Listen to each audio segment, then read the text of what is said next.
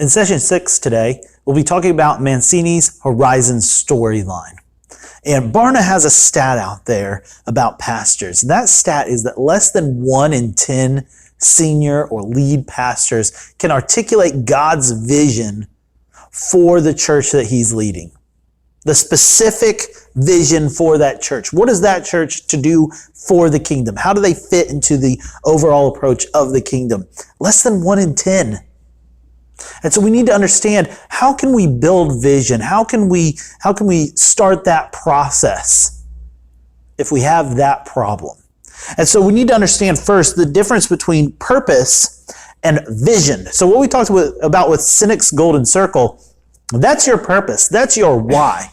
But how does that get to the what? How does your vision live out as a result of that? And so Mancini has this thing called the Horizon storyline. And that is a great way to build a roadmap. But then he also has these 12 templates that are more particular in what can your church do effectively for the kingdom with the resources of people, the resources of money, and the time and context and location of your church. How does that work? So let's start with the roadmap first, the Horizon storyline. Okay? The way that the Horizon storyline works is this. He paints it like a picture. It's part of a larger picture that he has. And in his first volume, God Dreams, he talks more about the whole picture effect.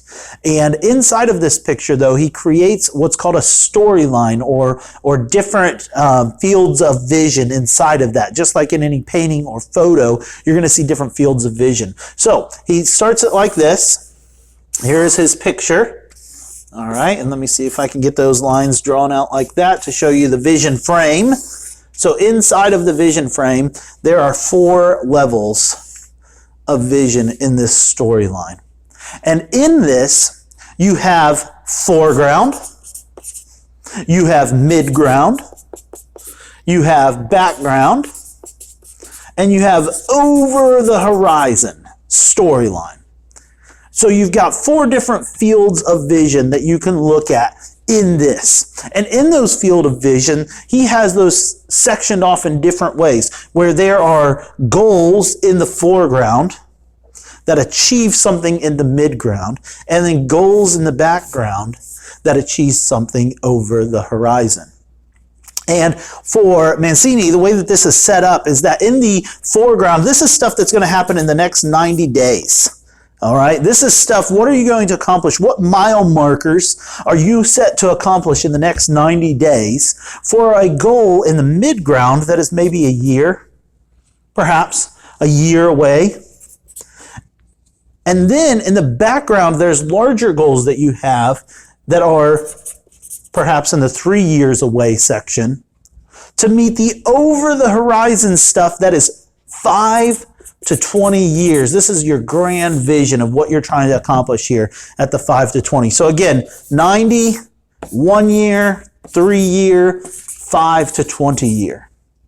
And what you're going to notice is at this level, there are smaller goals that are achievables to meet that midground vision. That midground vision influences larger goals to meet the main overall vision and strategy of your church. And these aren't core values. These are achievables that you're trying to accomplish with your why. That's how this works. Well, there's another aspect of this as well. When you're looking at how you build this vision frame and this horizon storyline, you can do this either as a foreman, as an architect in traditional structures. You can build a vision as an architect that's something brand new that nobody's ever seen before. Or you could do it as a foreman. You could go find another church that's doing something very well and say, you know what, I like how they're doing that. I'm going to implement that at the church that I'm at as well. Well, Mancini says this is not something that should be done either as an architect or as a foreman. Instead, it's a synergy combination of the two. You should be building something that's new from already existing blueprints. And the way that he does that, you'll see this in your participant guide because there's no way I could draw it as well as I have it in there, is you're going to see 12 templates that overflow from 4 major templates that already pre-exist. So your church needs to combine 2 of these, is what he says, as you're going through this and as you're defining your strategy and long-term vision. And those 4 major blueprint groups are overflow, become, advance, and rescue. Overflow, become, advance, and rescue. And each one of those have 3 that branch off of it in each direction.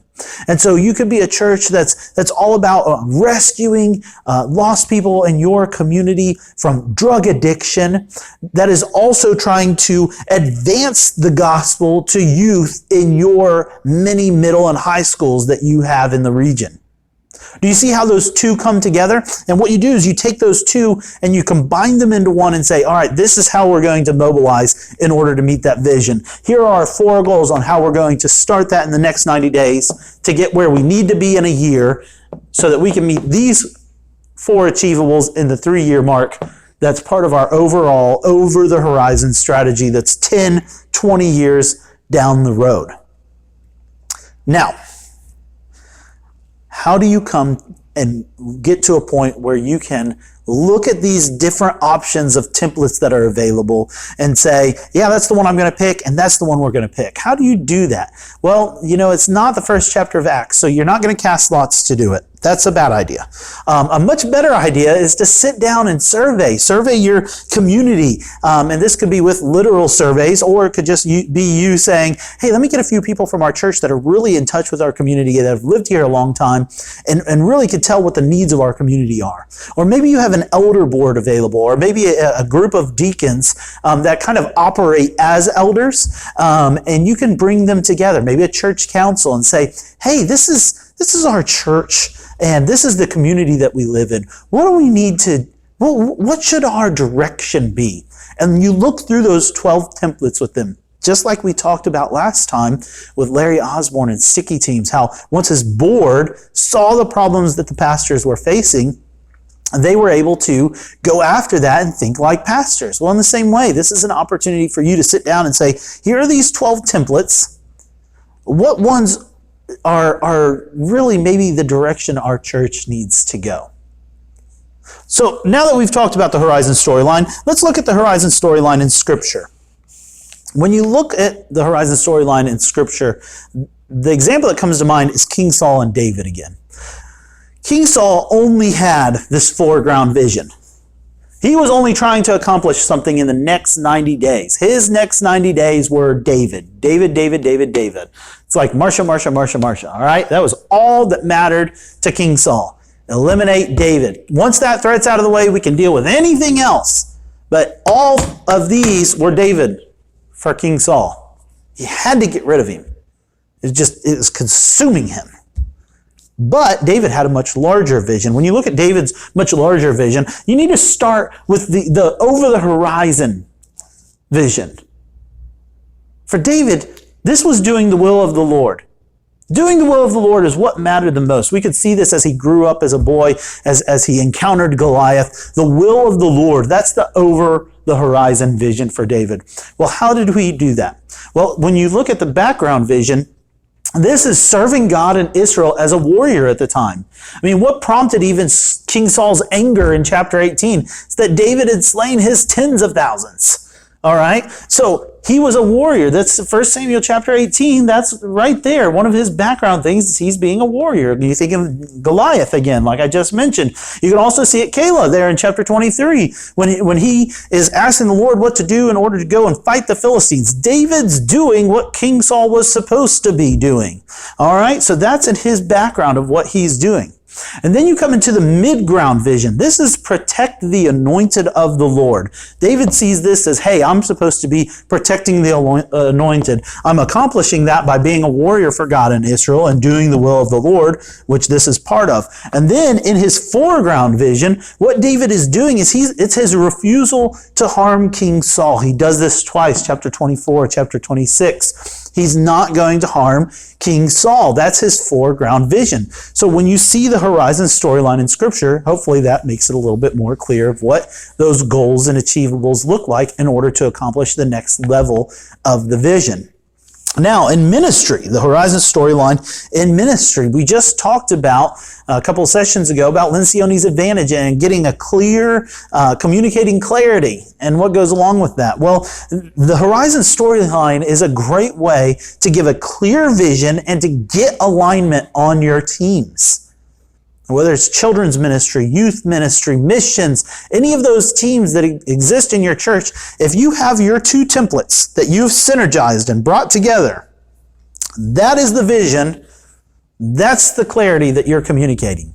We're going to get alignment around these two things. That's what we do to glorify God and make disciples at our church. That is how we center our lives around Jesus at our church. That's how we live differently at our church.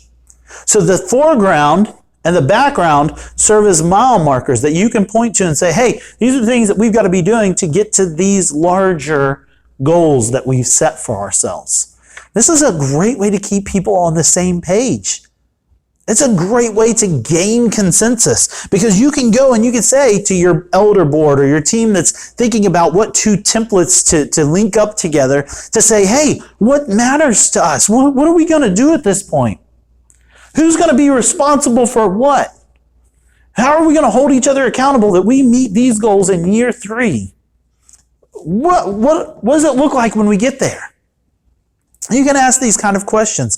It's a great way to form a board as well. Hey, we need a board. We need people to look at this. As I mentioned a moment ago, you can find people that have been at the church for a long time, maybe people who are more spiritually gifted when it comes to organizational development, organizational just strategy, vision building, maybe in the world of business, and maybe they've done it on their smaller leadership team at the church.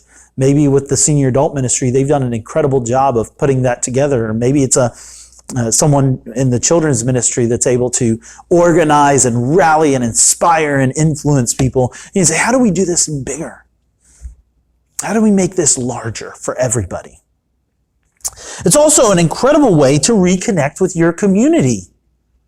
Maybe your church has just been seen as like a church that's on a hill and you're off there. That's just where those people go, everything. And you're kind of like almost sectarian or cultish in a sense that you've been set aside for so long. No new people are really coming in. Maybe this is an opportunity for you to reconnect with your community by saying, hey, where is our community actually hurting? And if we disappeared, would anybody notice? That's a great way for you to reconnect with your community. And also, it's an opportunity to rediscover past joys with a new approach. Maybe as you're working with that board and you're trying to find out, hey, what should we do? Maybe they start voicing like, hey, one thing that we did, it was like 35 years ago, and I don't know why we stopped doing it, but this was something that really invigorated our church and it rallied all of us to work together. There was great cohesion.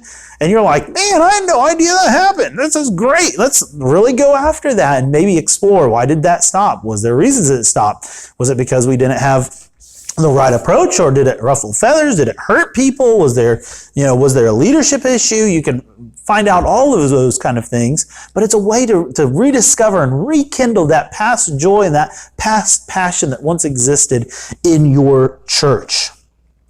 Whatever the case may be, I want to encourage you, walk and don't run with this. Some people will see this and they'll see the 12 templates and they'll be like, yep, that's what I need. And yep, that's what I need right there. Okay, this is what we're doing. We're going to craft goals. Goal, boom, boom, boom. And maybe you're in your office and you're enjoying this and you're like, this is great. This is what we need to do. Yeah, I found it. This is the silver bullet. Well, just like I mentioned in the very first video, there is no silver bullet to leadership. There's no silver bullet to organizational development. This is not going to change the world massively. People are what matter. They matter to Jesus. They matter to your church. They should matter to you. And so you need to involve people in this. You need to gain consensus as you get people in so that you can have that conflict. Yeah, this is what we need to do. No, this is why. This is what our community needs. This is what our church needs. As you have that, Then you can move from there to get commitment, to get accountability, to get results.